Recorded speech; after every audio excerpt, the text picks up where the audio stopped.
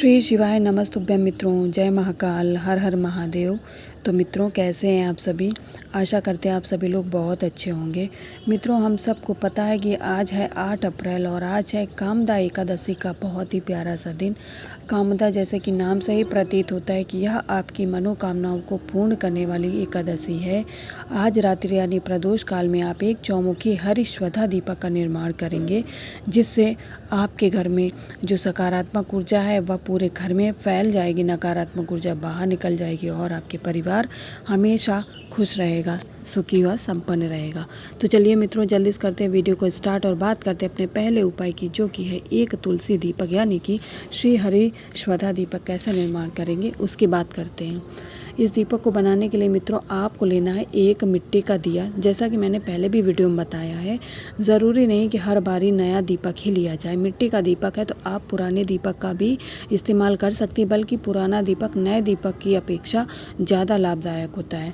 ठीक है मित्रों, तो पुराने दीपक को आप लोग साफ़ करके प्रयोग में लिया करिए। साथ ही इसमें प्रज्वलित करने के लिए हमें घी का इस्तेमाल करना है।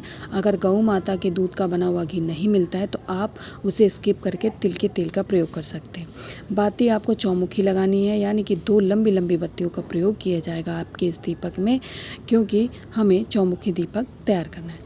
अब हमारा दीपक तैयार हो गया। अब बात करते हैं इसमें आसन काहे का लगेगा। तो मित्रों आपको लेना है 1 से 2 चुटकी हल्दी। पीसी लेना है, गांठ नहीं लेना, बल्कि गांठ को लेकर कूट के उसका पाउडर बना लेंगे। फिर इस हल्दी का आप प्रयोग करेंगे तो इससे आपका जो उपाय है उसके सफल होने के जो प्रतिशत है वो बढ़ जाते हैं। ठीक है मित्रों, तो 2 चुटकी हल्दी ले लीजिएगा। इसके बाद इन सभी चीज़ों को लेके एकादशी का दिन है तो आपको कहाँ जाना है? तुलसी माता के गमले के पास जाना है। तुलसी माता का पौधा तो आप सभी लोग के घर में ही होगा। हिंदू धर्म से जो बिलोंग करता है और तुलसी माता का पौधा ना हो, ऐसा संभव ही नहीं है। तो सबसे पहले 1 चुटकी हल्दी का आप यहाँ पे आसन लगा देंगे और इस चौमुखी दीपक को उसी आसन के ऊपर रख के आप प्रज्वलित करेंगे। मित्रों, जब आप इस दीपक की बत्तियाँ प्रज्वलित करेंगे, आपको मैंने पहले ही बताया एकादशी का दिन यानी भगवान श्री हरि का दिन है, तो ओम नमो भगवते वासुदेवाय मंत्र का आपको उच्चारण करना अनिवार्य हो जाता है। तो इस मंत्र का उच्चारण करते हुए आप इस चौमुखी दीपक की चारों बत्तियों को जला देंगे। जलाने के बाद में आपको फिर एक मंत्र बोलना है, स्वधा स्वधा स्वधा 3 बार बोलना है मित्रों। और 3 बारी बोलने के बाद में आपको अपने घर की सुख समृद्धि, सुख शांति के लिए, घर के खुशियों के लिए 1 चुटकी बची हुई हल्दी को इस जलते हुए दीपक के अंदर मित्रों डाल देना है। ऐसा करने के साथ ही आपका यह उपाय संपन्न होता है और आपके ऊपर माता तुलसी के साथ साथ भगवान श्री हरि यानी भगवान विष्णु का आशीर्वाद बना रहेगा, जिससे आपके परिवार की खुशियों को बुरी नज़र, काली नज़र से भी बचाएंगे। तो यहाँ पर हमने पहले उपाय की बात कर ली मित्रों। अब चलिए वीडियो में आगे हम बात करते हैं आज के अपने दूसरे उपाय की, जो कि है आपकी मनोकामनाओं को पूर्ण करने वाला उपाय। इस उपाय को करने के लिए मित्रों आपको यहाँ पे खड़ा हरा मूंग लेना है। हरा खड़े मूंग के आपको दाने लेने हैं 1 चुटकी। दानों की गिनती नहीं करनी, 1 चुटकी के अंदर जितने भी आ जाएंगे 10 से 15 या 8 से 9 जितने भी आते हैं, आपको 1 चुटकी दाने लेने हैं बस। इसके साथ में एकादशी का दिन है, वो भी कामनाओं को पूर्ण करने वाली एकादशी। तो आपको तांबे के कलश में अपने घर का जल लेना है और जल के साथ में गंगा जल लेना आज अनिवार्य हो जाता है। तो भूलिएगा नहीं मित्रों, जल के साथ में जितना गंगा जल मिल जाए, आपको थोड़ा सा मिलता है तो आधा जल से भर लीजिए, आधा गंगा जल से। ठीक है, फिर इन सभी चीज़ों को लेकर के जो आपके घर का महादेव जी का शिवलिंग है वहाँ पर जाएंगे मित्रों। आपको महादेव जी की शिवलिंग के समक्ष पहुँच के अपना मुख रखना है उत्तर दिशा की ओर। ठीक है, इतनी बात समझ आ गई आप सभी को। अब जो महादेव जी की शिवलिंग पे माता अशोक सुंदरी का स्थान होता है, वहाँ इस कलश का जल हमें थोड़ा थोड़ा करके 6 बारी चढ़ाना है। ठीक है मित्रों, पूरा जल नहीं चढ़ाएंगे, 6 बार में थोड़ा थोड़ा करके चढ़ाएंगे और कलश में आपको जल बचा भी लेना, शेष बचा लेना, क्योंकि अभी आपको जलाधारी का भी जलाभिषेक करना है। कामदा एकादशी कामनाओं को पूर्ण करने वाली एकादशी, तो यहाँ पर आपको महादेव जी से अपनी मनोकामना, अपनी विशेष कहनी है।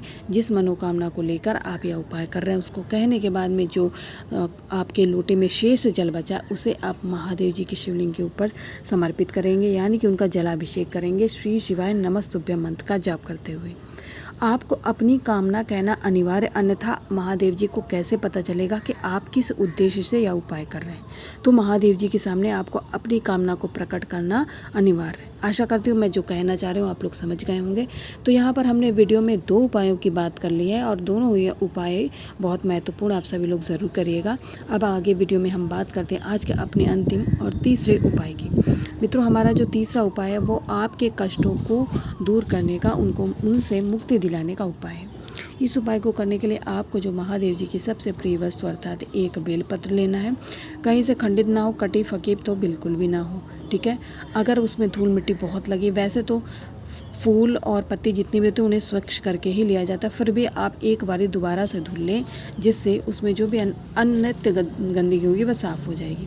इसके बाद में 1 लोटा तांबे के लोटे में आपको जल और गंगा जल दोनों लेना है। मैंने पहले ही बताया कि एकादशी के दिन गंगा जल का प्रयोग अनिवार्य हो जाता है।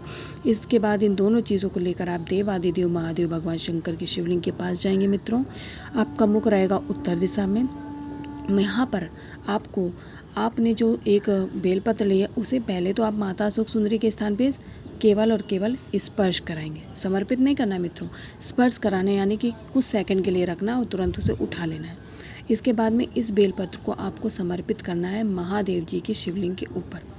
महादेव जी की शिवलिंग के ऊपर जब आप इसे समर्पित कर देंगे, इसके बाद में आपके जीवन के चल रहे कष्टों को आपको महादेव जी से कहना, उनके निवारण की विनती करना है कि हे महादेव जी, मेरे जीवन में ये कष्ट बहुत ज़्यादा है, मैंने प्रयास बहुत किए, दूर नहीं होते, आप कुछ ऐसी कृपा करें कि यह दूर हो जाए।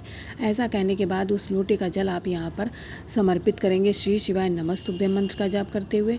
जब वह जल बहता हुआ जलाधारी से गिरने लगे, तब आपको थोड़ा सा जल रोक करके स्वधा स्वधा स्वधा करके 3 बार उस जल का छिड़काव आपको अपने स्वयं के ऊपर कर लेना है। मित्रों, बहुत ही अचूक और बहुत अद्भुत सा उपाय, और मैं आशा करती हूँ आप सभी लोग यहाँ पर तीनों उपाय समझ गए होंगे। तो आप सभी लोग इन उपायों को ज़रूर करें। महादेव जी का आशीर्वाद ऐसे ही आपके परिवार पर सदा बना रहे। श्री शिवाय।